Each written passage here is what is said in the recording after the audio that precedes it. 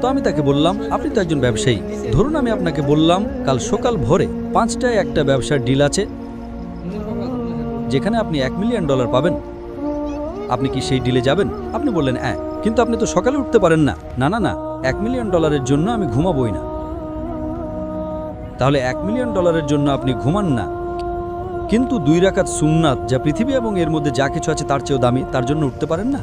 ফজরের সালাতের মূল্য কত ভাবুন। সমস্যা হলো আমরা হাদিস শুনি কিন্তু বিশ্বাস করি না, কোরআন পড়ি কিন্তু বিশ্বাস করি না।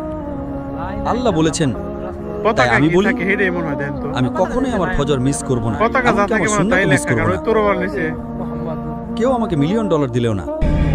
আপনি কি জানেন সেরা ব্যবসা কোনটা? আল্লাহ সূরা বাকারা 2 নম্বর অধ্যায়ে 261 নম্বর আয়াতে বলেছেন, যদি আল্লাহর পথে একটা শস্যদানা দান করেন, আল্লাহ আপনাকে 7টা শীষ দেবেন এবং প্রতিটাতে 100টি করে দানা থাকবে। তার মানে একটা দানা 700